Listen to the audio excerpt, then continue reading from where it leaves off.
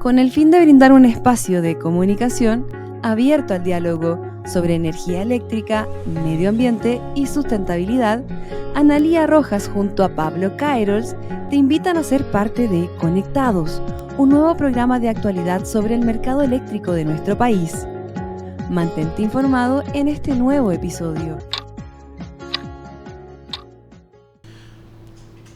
Hola, hola, ¿cómo están todos amigos? Buenas tardes, buenos días, depende de la hora a la cual nos estén viendo en nuestro octavo programa ya, que viene en línea después de 7 exitosos programas que hemos tenido y que están publicados en nuestras redes sociales. Así que para todos ustedes, suscríbanse al canal, es súper importante que el dedito esté arriba, dennos like y también que nos sigan en las otras redes sociales. Tenemos ya un Instagram que hemos creado y en Spotify y en otras redes donde también nos pueden estudiar, donde nos escuchan de todo el mundo. Tenemos desde Panamá, miraba el otro día que se agregaron países que yo jamás pensé que iban a estar en la lista, así que estamos súper contentos como programa y como gestión de lo que se está haciendo. Y aprovechando, y antes de dar el paso a Analía, hoy día tenemos programazo, programa. Así que prepárense, chiquillos, que se viene. Analía, ¿cómo estás? Bien, Pablo, gracias. ¿Cómo estás tú? Todo súper bien. Qué bueno, me alegro. Aquí, sí, con harto ánimo. Tenemos este programa. Un tremendo programa hoy día dentro de nuestro listing, ¿no?, de invitados. Creo que este es el punto alto de Conectados, porque en nuestro propósito de incluir, ¿cierto?, una agenda de temas que sea interesante para toda la industria eléctrica, con profesionales más jóvenes, más de nuestra generación y otros muy experimentados. Hoy día, indudablemente, tenemos a los más experimentados. Así que voy a pasar a presentar inmediatamente a nuestros dos invitados. En genérico, digamos, es el Coordinador Eléctrico Nacional, pero representado ni más ni menos por doña Blanca Palumbo, consejera y vicepresidenta del Coordinador Eléctrico Nacional, abogada de la Pontificia Universidad Católica de Chile, con vasta experiencia en el sector eléctrico. ¿Cómo estás, Blanca? Muy bien, muchas gracias. Qué bueno. Hola, y hola a ti, Pablo. Les agradezco mucho la invitación. Espero que podamos hacer un programa interesante. Que estoy segura que va a ser. Seguro sin que duda, va a ser. son siempre una tremenda conversación. Porque tenemos Muchas una gracias. cantidad de temas. Y don Juan Carlos Olmedo, presidente del Coordinador Eléctrico Nacional, ingeniero civil industrial, convención en electricidad de la Pontificia Universidad Católica de Chile, MBA de la Adolfo Ibáñez y Certificate in Management de la Universidad de Virginia, también con años y vasta experiencia, así que vamos a la conversación. Yo creo que tenemos el objetivo de que en una hora, más o menos de programa, abordemos temas que son de coyuntura, pero también son de repaso, son de desafíos, y en nuestro propósito, y siempre lo vuelvo a reiterar, la importancia de nuestra alfabetización. Sí, de eso se trata de colegas que vienen más atrás. Y que están aprendiendo con nosotros. Un rol muy grande, hay mucha gente que nos sigue y de todas las edades, de todos los procesos, gente que se está recién incorporando, gente que viene con mucho ánimo con las energías renovables. De distintos segmentos, que también es muy relevante. Y por eso tener hoy día de invitado al Coordinador Eléctrico Nacional para nosotros es un lujazo. Súper. Así que bien, y tenemos un listado de temas, hemos estado conversando, pero hay mucho que hablar. Pero siempre hay algo que nos gusta partir y que desde hace un tiempo hasta la fecha ha habido un cambio tremendo en el Coordinador Eléctrico Nacional, y que no es solamente un cambio de estructura, sino que es un cambio en los mandatos de la ley. Entonces, la primera pregunta que cabe de cajón a ustedes que le ha tocado vivir esto, ¿qué tal fue? ¿Cómo fue las preocupaciones que tenían cuando recién asumieron? ¿Y cómo ha sido la evolución? ¿Cuáles han sido los mayores hitos, las mayores dificultades? Después vamos a conversar también de los desafíos en los temas, pero partamos por poner esta primera base. A ver, don Juan Carlos Blanca, quien nos quiera contestar esa pregunta. A ver, quizás recordar que yo llegué en noviembre del 2018 y otro consejo le correspondió abordar esta integración, digamos, que partió por ahí por octubre del 2016, me parece. Sí. Y creo que ellos se llevaron una carga bastante importante porque tuvieron que integrar estas dos organizaciones, proceso que es largo, que cuando arribé en noviembre del 2018 me correspondió colaborar en continuar con esa labor. Yo diría que esa fue la labor más importante, el integrar estas dos organizaciones, SIC-SIN, que tenían culturas muy distintas, absolutamente distintas, y creo que ese proceso recién se empezó a consolidar el año pasado. Entre ellos se materializó un proceso que se había iniciado en el 2017, que era buscar una estructura de clase mundial para el coordinador, la cual se materializa en la práctica el 1 de enero del 2020, y ahí ya dejamos de hablar, porque incluso se hablaba de la gente del SIC, del SINC, y además los nuevos, porque venía incorporándose nueva gente, entonces tenía ahí una suerte de 3 culturas organizacionales que se han ido conciliando en una sola. Yo creo que ese es el factor más importante. Las tareas se pueden abordar, pero en la medida que tienes una organización alineada con una cultura, con una visión, puedes concretar esas tareas. Ya, y ese fue su tremendo desafío. A uno le toca en la empresa alinear a las organizaciones y con dos organizaciones tan grandes y con pasados tan diferentes, uno hídrico, el otro térmico, hacerlos converger hacia una sola. Me imagino que fue un proceso complejo y además de largo, como tú mencionas.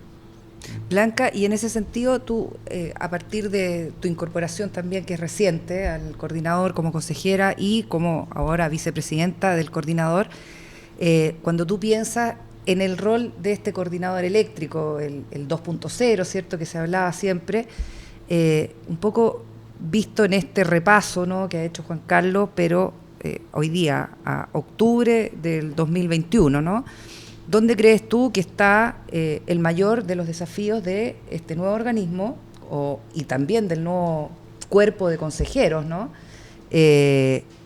Un poco pensando en lo que viene, en los años venideros, donde hay descarbonización, una descarbonización que está en discusión si es acelerada o no, donde hay otras reformas al sector que son necesarias, donde hay un cambio también tecnológico que está siempre impactando, ¿cierto?, la administración y la gestión de los sistemas eléctricos. Entonces, ¿cómo ves tú el rol de este coordinador eléctrico en este mar de cambios que están sucediendo? Bueno, en verdad es un mar de cambios que está sucediendo. Yo quisiera volver un poco atrás también, porque Juan Carlos habló de algunos temas puntuales súper importantes, como la integración de dos organizaciones y la integración de dos sistemas eléctricos.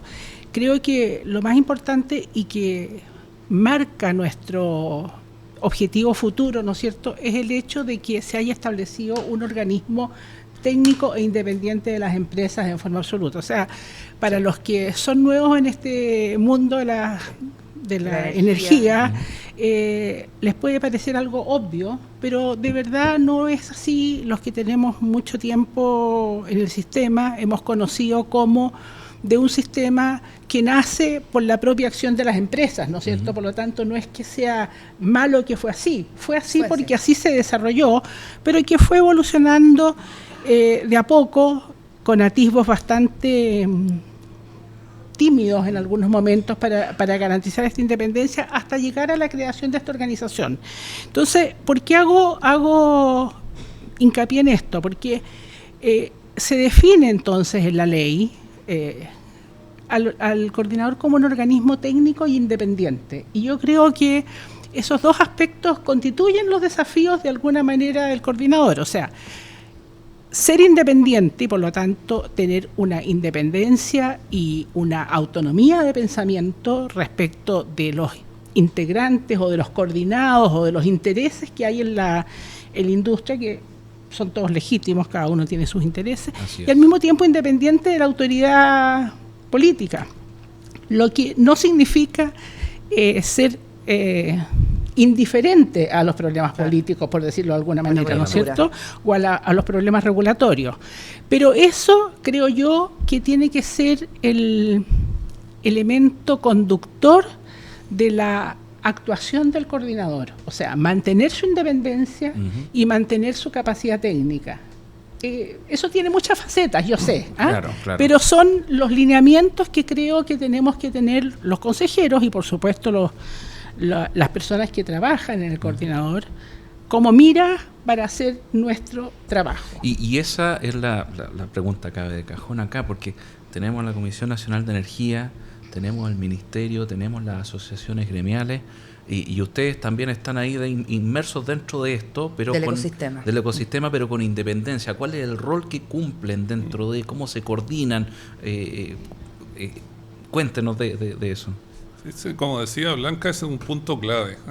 El coordinador eléctrico es una de las pocas entidades independientes que existen en el país, junto al Banco Central, el CERVEL y la CMF. Y ese rol de ser independiente te permite pensar con una visión país, y a veces eso implica decir cosas que a algunos incomodan. O sea, basta con lo que vimos hace algunas semanas con las declaraciones del presidente del Banco Central, Mario Marcel, que incomodó a varios, pero él lo dijo con una visión de país, y creo que eso es lo más importante. Nosotros como coordinador vamos a tratar de dar una visión de país que apunte a maximizar el beneficio de toda la sociedad. Y las empresas pueden tener intereses que son legítimos, comerciales, económicos, pero puede que a veces digamos cosas que no les acomoden, pero va con una mirada de bienestar global. Juan Carlos, y eso creo que es fundamental. En ese sentido, yo he escuchado y he leído harto, por ejemplo, de roles de tanto reguladores como de operadores eléctricos, donde cada día más está dentro de las misiones o visiones de estos organismos que el consumidor está en el centro. Y esa es una discusión que ha ido mutando, ¿no?, de hace 15 o 20 años, donde en realidad era la empresa lo que estaba en el centro. ¿A eso te refieres tú un poco con este cambio del bienestar en el centro del coordinador? ¿El bienestar general, digamos, incluido? Sí, el bienestar del país como conjunto. Y obviamente la mirada al usuario final de electricidad es muy importante. O sea, porque este proceso de transición energética va a hacer que cambiemos la forma en que consumimos la energía. Hoy día hay muchos sectores que basan su consumo energético en el uso de la parafina, el GLP, y a futuro eso va a ser reemplazado por electricidad. O sea, la Agencia Internacional de Energía revelaba algunas cifras, decía que el 2018 el 28% de la energía que se consumía era electricidad. Y se prevé que al 2050 esto va a llegar a un 59%, de los cuales un 51% va a ser como electricidad como tal, y un 8% en la forma de hidrógeno verde y sus derivados. Por lo tanto, la canasta energética de todos los ciudadanos va a cambiar drásticamente, y por lo tanto es muy importante que el acceso a esta electricidad en este proceso de transición energética sea costo efectivo y que llegue en cantidad suficiente a todos los ciudadanos. Y nosotros nos vamos a preocupar de eso, y así como hemos suscrito los ODS de las Naciones Unidas con un foco a 5 de ellos.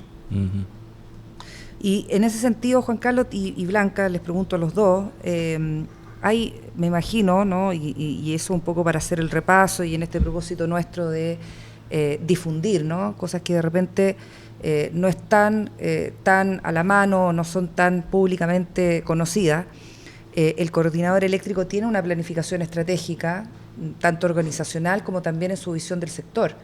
¿Qué nos pueden contar respecto de esta planificación a 5, a 10 años, hacia el futuro, ¿no?, con cosas que sean muy puntuales como para entender y visualizar entonces cómo se encaja la descarbonización, el rol del hidrógeno verde, la electromovilidad, la generación distribuida?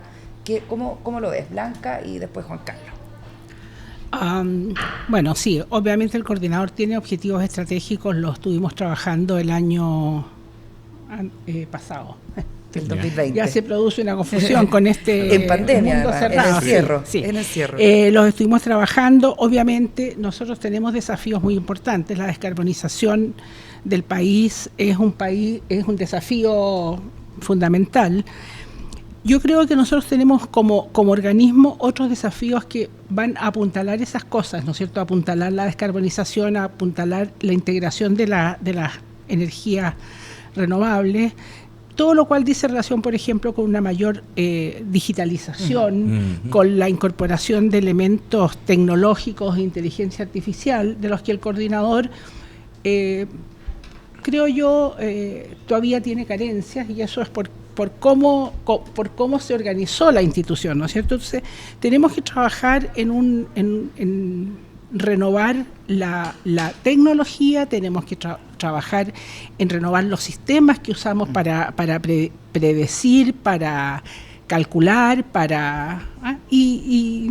bueno, previsión y planificación, ¿no? Sí, y también hay temas que yo creo que no son directamente del coordinador y que están en la mesa, y eso depende, por supuesto, de las autoridades sectoriales, como temas como cuál es el destino de la tarificación o del pago del sistema, ¿no es cierto? Tremendo.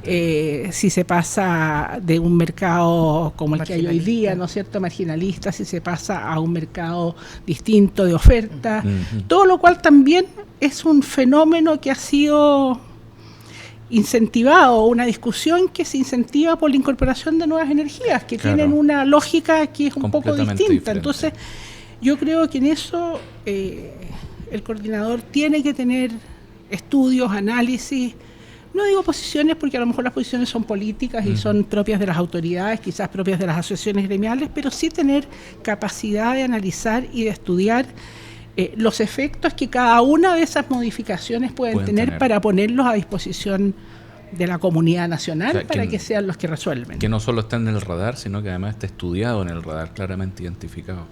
Y Juan Carlos, respecto a lo mismo. A la planificación estratégica. Bueno, partimos innovando ahí, porque hicimos una planificación estratégica en plena pandemia. Sí, no simple. Y lo hicimos de forma telemática y creo que fue bastante exitosa. Hubo un buen trabajo en medio de toda esta pandemia con toda la carga que tenía nuestra gente.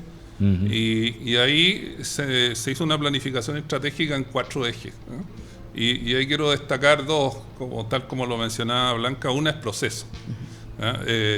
El sistema ha cambiado mucho. Cuando hace hartos años atrás, cuando siendo un joven ingeniero partí en esto, eran 3 empresas y yo integré la tercera que vino a desordenar la casa. Aquí partí trabajando en Colbún. Entonces éramos los rebeldes. Claro. Todavía muchos ingenieros jóvenes y todos con pensamientos disruptivos ahí. Bueno, y hoy día tenemos casi 500 actores en el mercado mayorista con múltiples tecnologías. Antes era solo térmico, hidráulico, cada uno con su foco bien concentrado. Y eso hace que los procesos se complejizan. Y un tema importante ha sido toda la transformación tecnológica.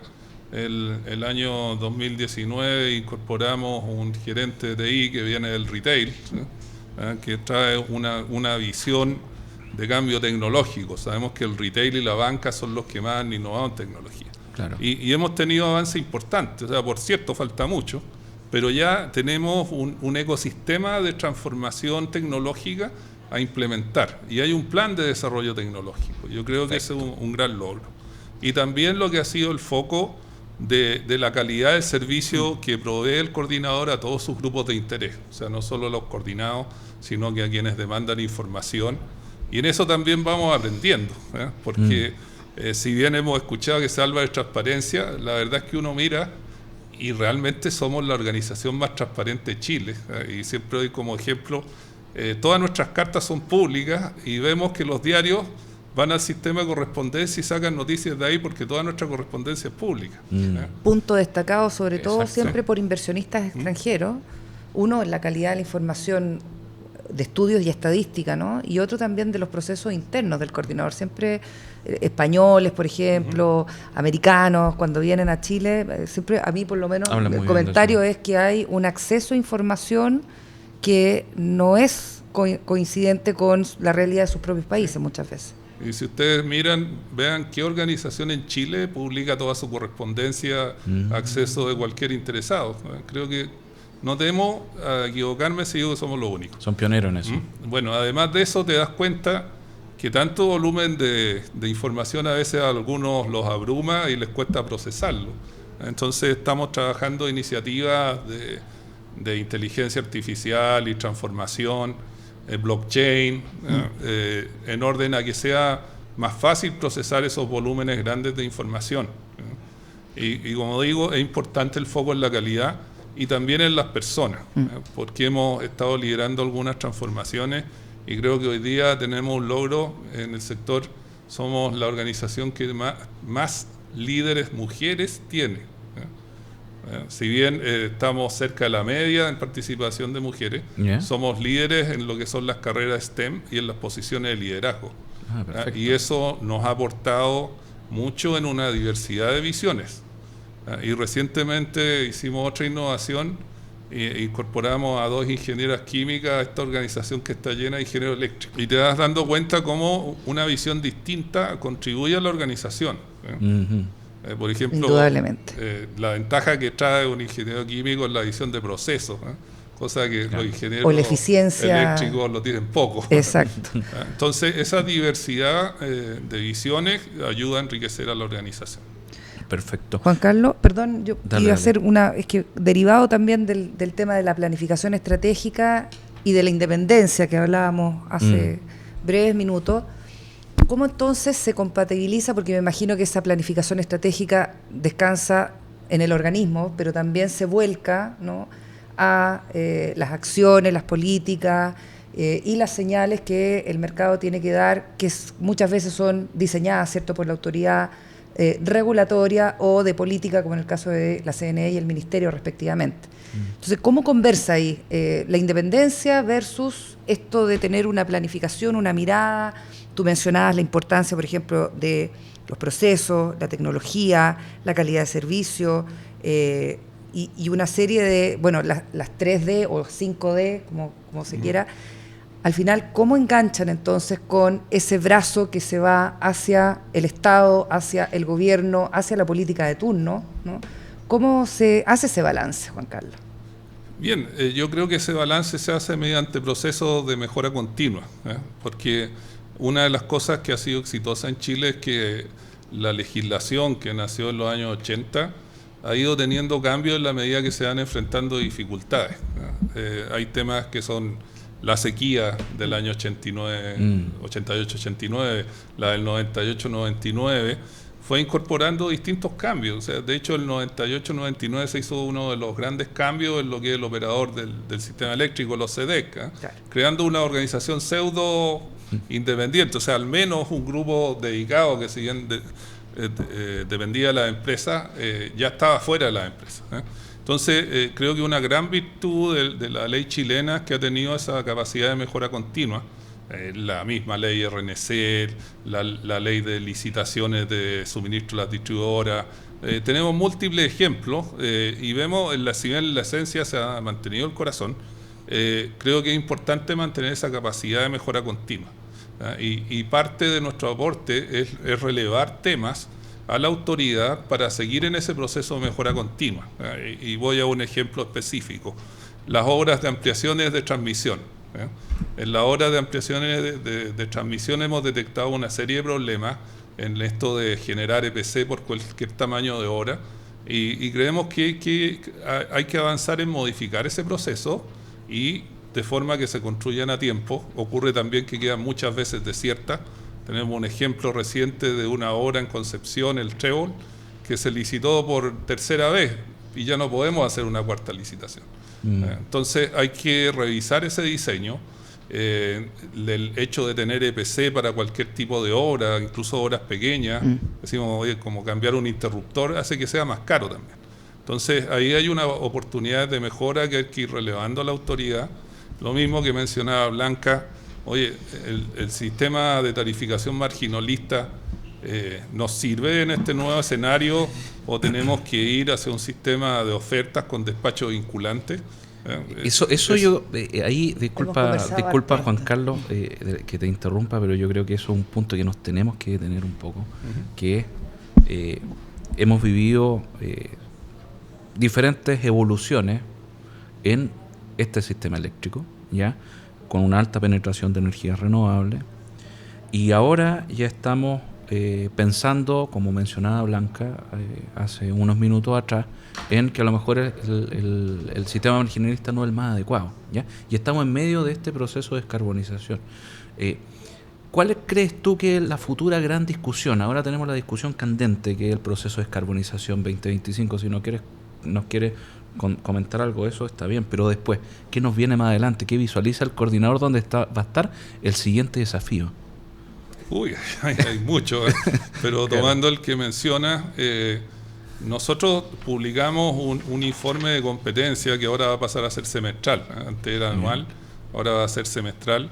Y en ese informe tiene una sección en que plantea ideas, y el del año 2020 puso entre las recomendaciones analizar el avanzar hacia un sistema de ofertas con despacho vinculante, y creo que fuimos los primeros en decirlo en un documento oficial, digamos, y eso es parte de ejercer la independencia e informar a todos los grupos de interés de la visión que se está teniendo.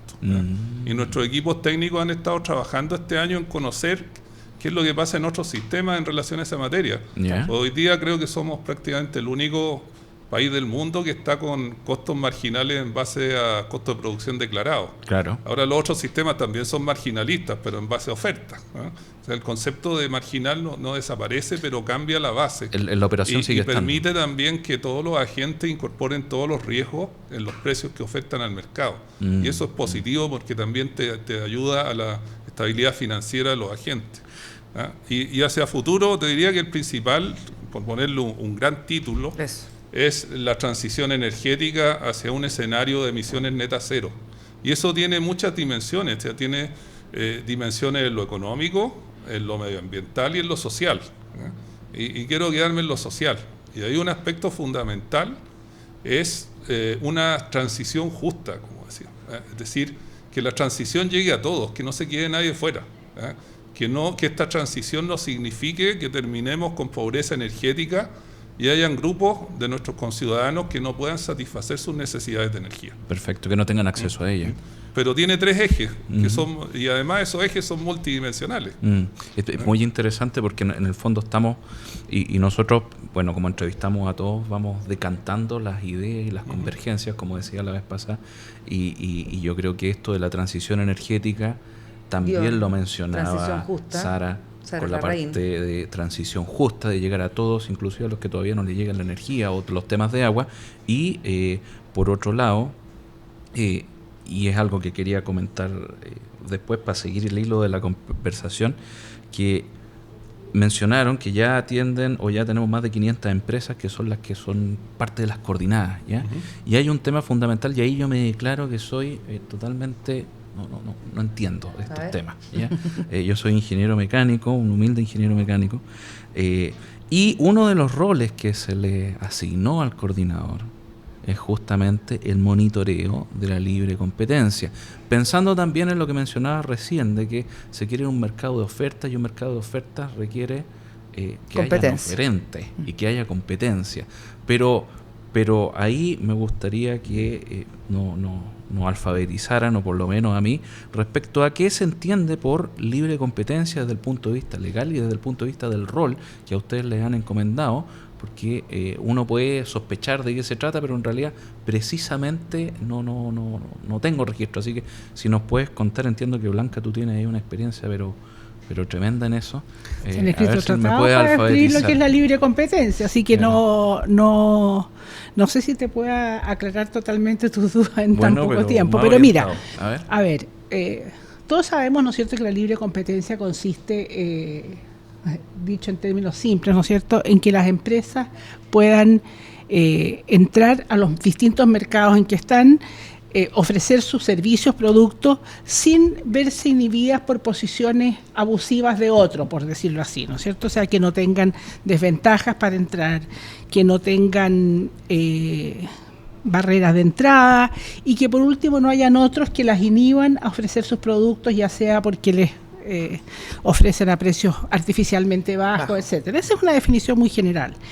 Ahora, lo que sucedía, por decirlo de alguna manera, con el mercado eléctrico chileno, es que era un mercado de 3 empresas. Exacto. chiquitito. En el centro o en la zona sur, ¿no es cierto? Y de 2 o 3 empresas en el norte. Entonces, yo diría que a pesar de que eran pocas, competían ferozmente en alguna época por lo menos.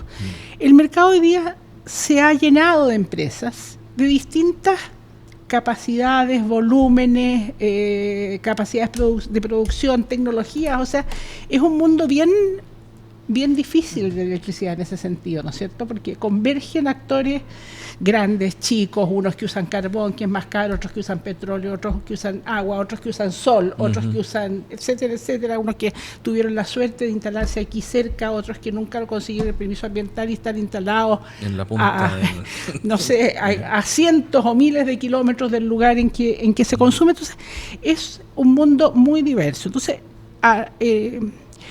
al coordinador la ley le entregó una función que denominó específicamente monitoreo de la competencia. Yo quiero hacer hincapié en esta expresión monitoreo porque el coordinador tiene una capacidad técnica y un conocimiento experto que le permite avisorar cosas que pudieran ser anómalas en el sistema, que pudieran dar indicios de que hay algo que está perjudicando o poniendo alguna dificultad a una empresa o a un grupo de empresas para desarrollarse libremente o competitivamente en el mercado. Pero al mismo tiempo no le entregó al coordinador y dejó muy claramente establecido que no es el coordinador el que juzga si esas conductas son competitivas o no, y le dijo derechamente que tenía, en caso de encontrar indicios, un indicio no es una prueba ni es una certeza, es algo que me suena... Una sospecha. Algo que me suena raro, algo que puede ser sospechoso, y que todos estos indicios se los entregara entonces, cuando encontrara estos indicios, se los hiciera llegar a la Fiscalía Nacional Económica o al Tribunal de Defensa de Libre Competencia, que son los organismos técnicos que el país tiene para ver los temas de competencia. Y a mí me importa mucho dejar esto en claro, porque es muy fácil cuando alguien se siente perjudicado. Todos los que tienen algún problema se sienten perjudicados, claro. O sea, lo sabemos que es así, por eso no quiero calificar si el perjuicio que siente es razonable o no es razonable, porque no soy yo quien lo califica, sino que quien lo califica es un organismo especializado. Entonces, es muy fácil rasgar vestiduras por el tema de la competencia y decir, a mí me va mal porque tengo problemas de competencia, yo estoy siendo bloqueado porque tengo problemas de competencia, yo no logro arribar porque aquí hay problemas de barreras de entrada, en fin, hay muchas cosas. Hay muchas razones para reclamar, pero el coordinador, y lo quiero dejar súper claro, no es el organismo que resuelve si aquellas situaciones que se denuncian o que se reclaman constituyen realmente un impedimento a la libre competencia. Porque la libre competencia consiste también en competir, ¿no es cierto? Entonces, en hacer todo aquello que sea lícito o legítimo para ganar ventaja. Eso es lo que hacen cada uno de los empresarios en este país, ¿no es cierto? Tratar de ganar ventaja sobre otros. Entonces, eso va al tribunal o a la Fiscalía Nacional Económica. Ahora, nuestra unidad de monitoreo de la competencia monitorea permanentemente, está revisando los procesos, está revisando precios, está revisando, por ejemplo, el año pasado revisó ofertas, cómo se producían las ofertas en los servicios complementarios, ¿no es cierto? Y en algún momento dijo, aquí hay algo que no está funcionando bien. No quiero seguir haciéndolo así porque hay pocos participantes en este mercado, porque por alguna razón hay algunos que podrían participar y no participan, y hizo toda una modificación y cambió el sistema. O sea, yo creo que esa es la forma que nosotros tenemos de actuar, ¿no es cierto? O sea, tratar de hacer las modificaciones internas que veamos cuando hay problemas y, por supuesto, todo aquello que nos parezca duda, y lo hemos hecho, trasladarse a la Fiscalía Nacional Económica o al tribunal para que ellos resuelvan si eso que nosotros... que a nosotros nos llama la atención, es la palabra que yo quisiera usar, que a nosotros nos llama la atención, constituye o no un elemento anticompetitivo y que sean entonces los organismos competentes los que resuelvan. Y que es fundamental eso también pensando en la experiencia. Me acuerdo cuando estudiaba en Alemania, había una experiencia que había sido que habían entrado muchas empresas, especialmente renovables, y después pasaron algunos años que el mercado solito empezó a aglutinarse nuevamente. Y en un principio a reconcentrarse. Y es un tema que yo quiero plantear para discusión sobre la mesa. Nosotros ahora estamos en un apogeo llenos de empresas solares, eólicas, de todos lados del mundo. Y tenemos más de 500, 600 agentes, pero puede ser que en este proceso después se empiecen a concentrar, que las más eficientes, las que tienen mejor estructuración financiera, vayan comprando otros porque pueden soportar márgenes más ajustados. Entonces, por un lado está hacer el monitoreo de la libre competencia y por otro lado ver que todavía exista un mercado suficientemente grande, más aún pensando en que queremos llegar a lo mejor a un mercado de subasta del próximo día, en donde no nos sirve si son 15 o 20 empresas. Necesitamos que se mantengan las 300 empresas. Yo creo que ahí hay un tema de tanto de monitoreo como de diseño de mercado que va a la par. Que va a la par. Hay ejemplos como los mercados norteamericanos donde ciertas empresas no pueden tener más de cierto porcentaje del mercado, porque si no es concentración. Entonces yo siento que hay una tremenda labor que hay que comenzar y hay que desarrollar y concientizar pensando en los cambios que se vienen a futuro. Yo quiero llevarlos a la coyuntura porque hablamos ya del repaso, hablamos también de los desafíos, ¿cierto? Y hoy día, a propósito, fíjate que venía escuchando en la radio cuando venía hacia acá, anuncio del Fondo Monetario Internacional respecto del crecimiento de Chile para el año 2021, tasa ajustada al alza de un 11%. Dos dígitos. El Banco Central está entre 10,5 y 11,5, este número está entre medio. Las previsiones del Ministerio de Hacienda son un poquito más conservadoras, pero igual de un 9,5%. Frente al crecimiento para el 2022, que está totalmente castigado, ¿no? O sea, de un 2, 2,4, ahí también hay tasas, pero no son más altas que el 3%. Entonces, eso llevado a la coyuntura del mercado eléctrico, ¿no? Con todas las premisas, ¿cierto?, de futuro que nos ha repasado Juan Carlos y Blanca.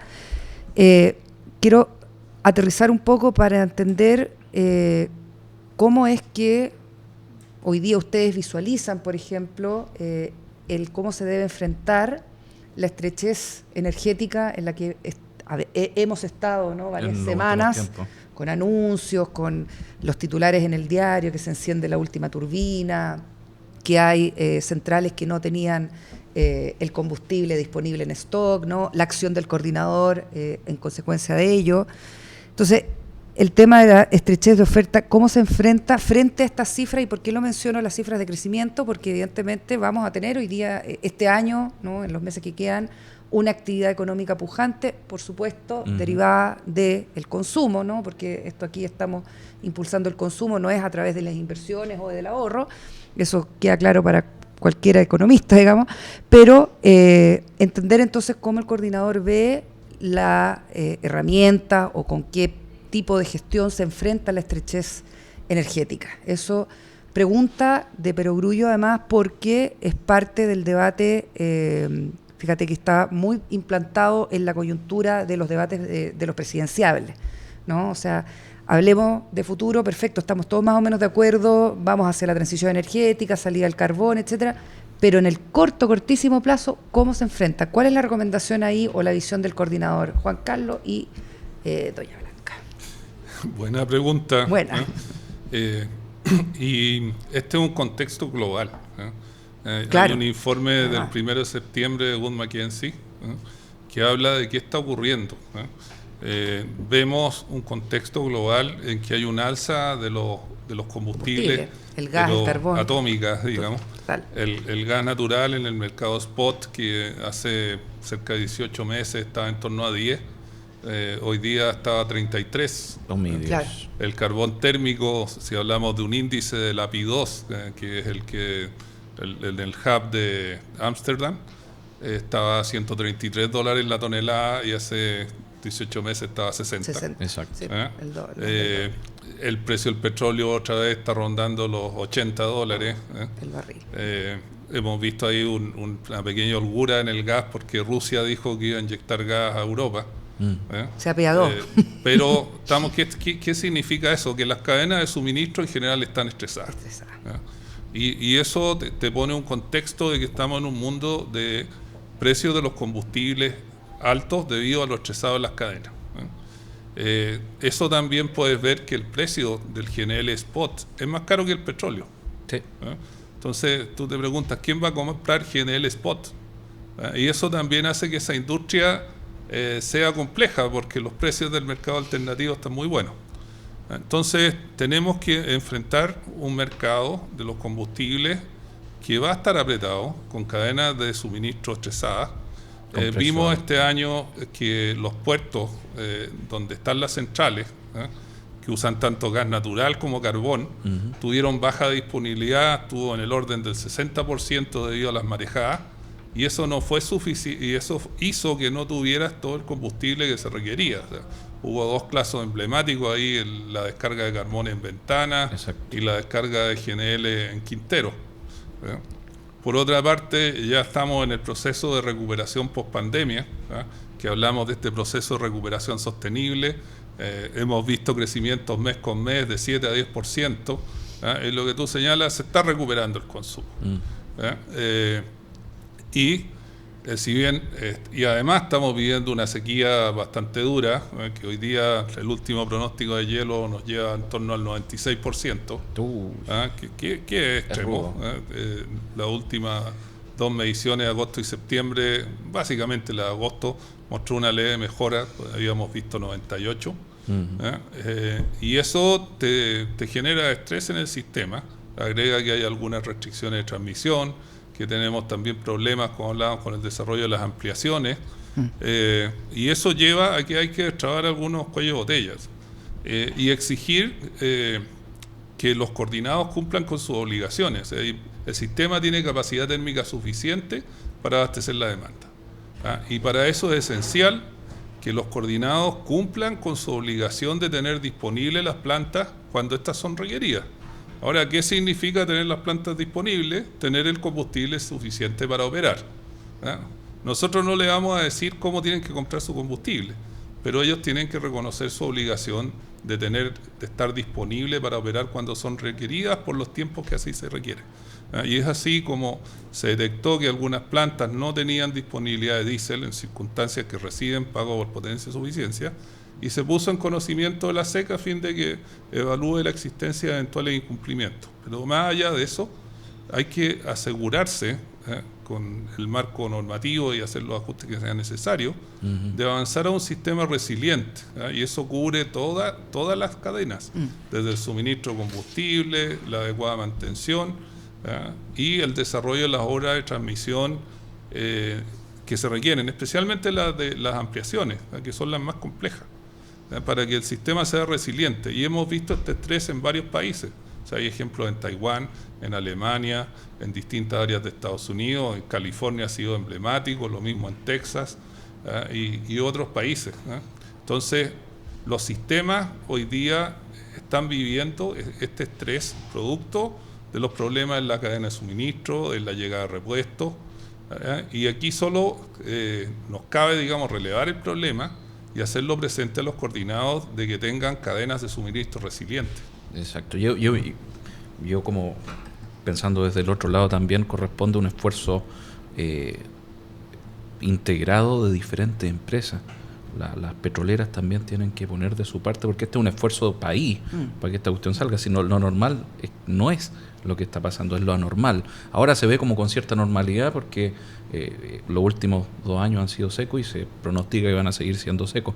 Entonces, si queremos mantenernos independientes y con seguridad de suministro, un esfuerzo tanto de la empresa privada, de mantener su equipo, de que estén funcionando, de tener los stock, como también de quienes nos suministran. Ahí la ENAP debería también, quizás, un llamado a ENAP también que ponga de su parte y a las petroleras también que pongan de su parte, porque aquí de esta cuestión tenemos que salir. Y ahí quiero enganchar yo con una cosa más que es de contingencia, ¿ya? Y lo vimos la semana pasada, que fue la apertura de ofertas.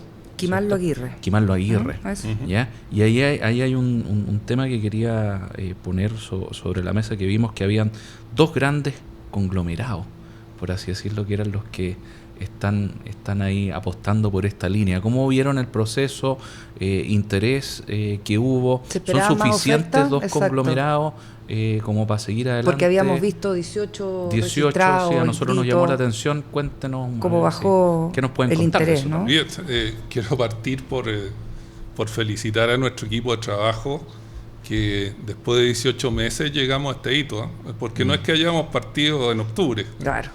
Cuando se publicó el decreto que llamaba la licitación, sino que sabíamos que esta obra estaba, y desde marzo del 2020 nuestros equipos técnicos empezaron a trabajar en esto, tanto en diseñar unas bases de licitación como empezar a estructurar los estudios.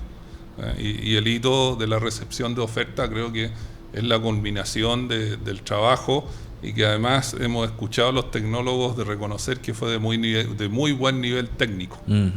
Perfecto. Por lo tanto, ahí creo transmitir a todos nuestros trabajadores que estuvieron en este proceso las felicitaciones por el arduo trabajo en plena pandemia. Sí, más encima, qué bueno, qué bueno. Ahora, tenemos que partir de varias cosas. Los expertos o empresas con experiencia en tecnología HVDC son muy pocos. Y no temo equivocarme, que los dedos de la mano me sobran para el número de empresas, que no deben ser más de 10, con suerte. O sea, habían más inscritos de los que realmente Es que tienen había mucho experiencia. mirando allá, porque dentro de los inscritos habían hasta estudios de abogados. Ah, claro. Ya. Pero que es legítimo. Sí, está bien. O representantes de o incógnitos. consultores, empresas de ingeniería, y también empresas, te diría que están prácticamente todas las empresas con experiencia en lo que es HVDC. Y esas empresas se concentran básicamente en Europa y Canadá, y Asia, básicamente Corea, China. Ahora, hay que entender también el contexto global. Como son pocos oferentes, en el mundo están en licitación varias de estas obras. De hecho, hace poco en Brasil se cerró Río Madeira y Belo Horizonte 2. Con uno de los, precisamente uno de los inscritos o registrados, digamos, Estaba ahí, sí. Exacto. Y en Belo Horizonte 2 y en las conversoras de Río Madeiro hubieron dos ofertas. Y que también creo que tiene relación con el estrés de las cadenas de suministro. Claro. Entonces, por eso digo, hay que mirar los contextos. Es un mercado en que hay pocos tecnólogos. Los proveedores de tecnología son básicamente 4 en el mundo. Claro, hay pocas gigante. empresas que tienen la experiencia de operar este tipo de instalaciones. Estamos en un contexto global de cadenas de suministro estresadas, digamos, con precios altos. Y creo que haber recibido estas dos ofertas, en que hay 5 players que son súper importantes, Sí, es un éxito. Si bien pensábamos que podría haber llegado una tercera, creemos que ya 2 es un éxito en este proceso, considerando el contexto global, lo que ha pasado en otras licitaciones en el continente, y esperamos, ya se están revisando las ofertas técnicas, y esperamos que tener un buen resultado de este proceso. ¿Cuándo finaliza el proceso con la adjudicación? El 6 de diciembre se abren las ofertas económicas de los que calificaron técnicamente. No me cabe duda que van a calificar, son empresas de mucha experiencia. Y ahí el 13 de diciembre tiene que estar adjudicado. O sea, de regalito de Navidad vamos a tener. Pero fíjate que importante el tema de, porque además yo engancho de nuevo entre las dos coyunturas que queríamos plantearles. Uno era el tema de la estrechez energética, lo segundo, Quimarlo Aguirre, pero frente también a la realidad del atraso en la transmisión, ¿no? O sea, eso es un diagnóstico que yo creo que se ha repetido aquí también con nuestros invitados, todos muy preocupados. Y yo revisaba hoy día el decreto de racionamiento preventivo, ¿cierto?, que ustedes publicaron hace un tiempo atrás a propósito de este escenario de estrechez. Nosotros no, el Ministerio. El Ministerio, perdón, el Ministerio. Pero donde les da algunas funciones a ustedes, ¿no? Entonces, en algunas decía, seamos más expeditos, ¿cierto?, en los procesos de conexión, un poco dejemos la burocracia de lado, ¿no? ¿Qué otra herramienta tiene el coordinador eléctrico para precisamente incentivar o acelerar. Los procesos finalmente, no solamente de conexión, sino de la etapa previa, que es sumamente compleja y donde hay varias voces preocupadas en el fondo, que yo creo que también tiene relación con esta visión de los riesgos, ¿no?, de la transmisión frente a un proyecto de envergadura como la línea HVDC. Hay varios temas ahí. Partamos por la línea. Y otro factor que no lo mencioné, la cantidad de oferentes que tiene relaciones que, por ejemplo, la tecnología de corriente alterna, existen muchos expertos, ¿no? Y esa es una gran diferencia, porque cuando hay ofertas en alterna llegan muchas ofertas. Ahora, ¿qué pasa con estos temas de la transmisión? Ahí la verdad es que hicimos algunos análisis post-mortem que no podemos publicar porque los quienes decidieron participar pidieron mantener reserva de ciertas materias, pero lo que puedo decir es que hay experiencias diversas. Hay varios proyectos, y ustedes lo pueden mirar, que han entrado antes de fecha sin conflictos con comunidades, obras largas, y otros han tenido problemas. Claro. Por lo tanto, lo que podemos ver es que existen prácticas de desarrollo de proyectos y relacionamiento comunitario que tienen menos conflictos, no digamos que no tiene, pero que tiene menores conflictos, y que incluso terminan entrando antes de tiempo. Y ahí hay que sacar las lecciones aprendidas, que es lo que hicimos con este estudio post-mortem, sacar lecciones aprendidas de dos proyectos, que vamos a mantener el anonimato para proteger a los inocentes. Tomamos dos proyectos relativamente similares, y tenemos un conjunto de lecciones aprendidas ahí, respecto de la tramitación de proyectos. Eso por un lado. O sea, foco con el proceso de cómo diseño la ruta por donde voy, cómo me relaciono con las comunidades, cuándo llego tempranamente y no tardíamente, porque si no llego temprano, el conflicto ya creció. Entonces tengo que llegar antes. Ahora, respecto a las conexiones, ahí se dan dos ámbitos. Para efectuar conexiones necesito tener las características del sistema completo, y conocer bien los planos de dónde me voy a conectar. Y ahí tenemos un problema con la famosa infotécnica, de que algunos coordinados no han completado la información de la infotécnica. Que es un mandato además. Sí, que hemos hecho presente ya a la SEC en dos oportunidades la situación. Y entre los problemas que hay es que no han entregado planos as-built. Un plano as-built. Está el de diseño nomás, falta el otro. El plano as-built es fundamental si quieres conectarte. O sea, dónde está el interruptor, con qué capacidad quedó, ¿cómo quedó? De cuánto quedó el transformador de corriente, de qué largo la barra. Entonces tenemos un problema de completitud de la infotécnica, que todavía hay coordinados que están al debe. Llamados entonces los coordinados se pongan al día con la infotécnica. Fundamental. Por otra parte tenemos un problema respecto de quienes se conectan, que la diversidad de la calidad de la documentación es astronómica. Desde información entregada de forma muy completa y sólida, hasta información muy incompleta que termina con múltiples iteraciones. Y ahí estamos planteándole a la CNE establecer una suerte de proceso de admisibilidad, porque el esquema actual te entra en un loop que puede estar...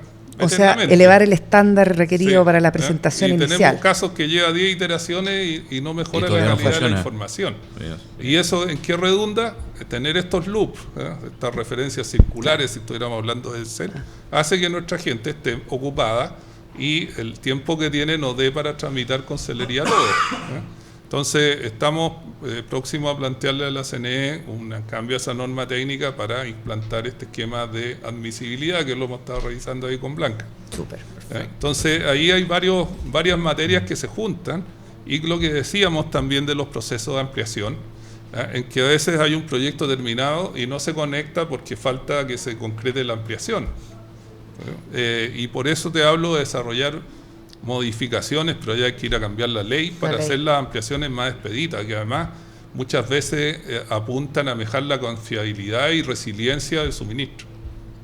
No, tremendo tema que se está planteando, de algo que escuchamos escuchamos día a día. Pero hay una agenda bien concreta que tú vas identificando en esta coyuntura de corto plazo, que es como la preocupación de muchos de los agentes y de nuestras visitas también. Oye, Analía, mira, Pablo. llevamos Más de una hora. Más de una hora, así que vamos con el cierre. Se nos están quedando temas. Puede dar para 2 capítulos. Puede dar para un capítulo. Yo creo que vamos a hacer una segunda versión. Esta es la primera temporada. Pero, volviendo a nuestro ejercicio, ya para hacer el cierre, tenemos el 1, 2, 3, que son, bueno, en este caso ustedes son como la autoridad, pero igual, pues imagínense que hay otra autoridad o a ustedes mismos. ¿Cuáles son los mensajes que dejarían en esta yo creo que mensajes para los mismos coordinados, claro, para las mismas, o a quien los agentes quieran, que nos están escuchando. Al final nosotros hacemos este ejercicio, Juan Carlos y Blanca, del propósito en el fondo de nuestra invitación al programa. Nosotros les volvemos a agradecer la presencia hoy día de ustedes dos. Importante tener a los consejeros, presidente y vicepresidente del coordinador eléctrico, pero quisiéramos, como para este cierre, entender esa visión, ¿no?, de las importancias, dónde están, no lo urgente, sino lo importante desde el punto de vista de el presidente, la vicepresidenta del coordinador eléctrico para los años que vienen. Juan Carlos y Blanca, o al revés. ¿Quién parte con el desafío? Con los 3 puntos. A ver, cosas importantes, hay muchas, ¿no es cierto? Yo creo que un desafío importante el coordinador, que tiene que sacar adelante, para lo que necesita también la ayuda de los coordinados y de la autoridad, porque aquí no es cada uno solo, es el incorporar y el sistema tecnologías nuevas. O sea, hay muchos estudios, hay muchos desarrollos, todo el mundo dice que las cosas se pueden hacer, pero la verdad es que para que se puedan hacer tienen que hacerlas. Entonces, instar porque se vea al coordinador con un organismo independiente, que yo creo que eso es fundamental, pero sí colaborativo, en el sentido de poder recibir inquietudes, indicar de tal manera que todos estos procesos que se nos vienen encima, que son la descarbonización, etcétera, puedan integrar nuevas tecnologías de tal manera que sean hechos de la mejor forma posible. ¿Un líder en ese sentido? ¿Ser un líder? Ojalá, absolutamente. O sea, es lo que tiene que pensar en liderar un proceso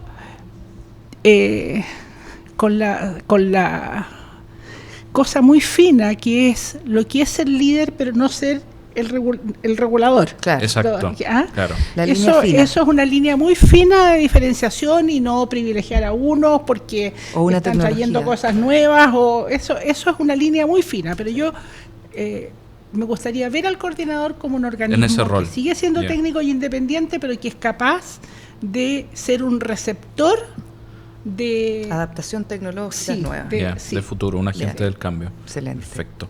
Don Juan Carlos. Bien. Si tienes más, no importa. Tú 1, 2, 3 o el 1. No sé si va a ser largo, pero yo lo invito a que todos los que participan en el mercado eléctrico, incluso nosotros en nuestras casas, la invitación es a crear una épica país para el proceso de la transición energética. Que todos estén involucrados y entiendan lo que significa este proceso, en que el foco final son todos nuestros conciudadanos, como te decía, que sea una transición justa y que cada uno cumpla su rol, o sea, los inversionistas, las empresas coordinadas, la autoridad reguladora, ¿verdad?, nuestros legisladores, pero con ese foco, y en especial un enfoque al proceso. Hemos hablado de este proyecto de ley de descarbonización al 2025. Bueno, la descarbonización es una realidad. Las energías renovables son las nuevas energías convencionales, hay que sacarle el apellido no convencional. Y eso implica que me enfoque en el proceso, de cómo hago este proceso de forma tal de cumplir objetivos concretos, de llegar a emisiones netas cero, sin que en el entremedio me estén creciendo, y que la electricidad llegue a todos y en la cantidad que requieren. Y eso implica generar una épica país, una conciencia que los ciudadanos que viven donde se desarrollan los proyectos energéticos y las líneas de transmisión sean solidarios con el resto de sus conciudadanos. Exacto. E ir generando esa cultura, porque en realidad en Chile hablamos mucho de solidaridad, pero somos poco solidarios. Solamente para los partidos. Solo para la Teletón. Hay que ponerse la camiseta de verdad. Pero la solidaridad es un poco más amplia. Implica ser generoso en ciertas cosas. Perfecto. Y, repito, foco al proceso. ¿Cómo lo vamos a hacer? Sí. ¿Cuál va a ser el camino? Pues en la medida que el proceso es bien llevado, vamos a alcanzar las metas. Vamos a tener éxito. Oye, Oye. Tamaña tarea, titánica, desafío, Sí, en años críticos. Nosotros siempre acuñamos la frase de que lo que se haga en los próximos 3 a 5 años va a ser crucial para cómo nos pongamos, nos posicionemos sobre el resto de los 20 años que quedan hacia el 2050, ¿no? Así que les deseamos la mejor de las suertes en este nuevo mandato a Juan Carlos y a Blanca, y que evidentemente ojalá, ¿cierto?, tengamos esa mirada, yo creo, concentrada, no consensuada, que es Exacto, es característica que hoy día no abunda mucho, fíjate, en la coyuntura país. Coordinador, Así que ese es un política, poco, gremios, todos tenemos un rol que jugar en esto para hacer que las salvemos el cosas salgan sector bien. eléctrico entonces de lo que Andemos del bien. resto. Oye, muchas gracias, se pasaron, gracias por el tiempo y Se nos por pasó de nuevo acompañarnos. volando. Si viene, vamos a una dos, quedaron un listado de temas tremendos de que hablar, pero Podemos hacer un update. un ¿ah? update, ¿sí? Después Así que ¿cómo nos ha ido? nuevamente muchas gracias Juan Carlos Blancas por estar aquí y se agradece su buena disposición a conversar los temas de manera abierta y sincera, franca y sincera. Muchas Así gracias que- a ustedes por habernos invitado. Excelente. Nos Gracias. vemos la próxima. Gracias, cuídense, nos vemos. Gracias por la invitación. Chao. Chao, chao.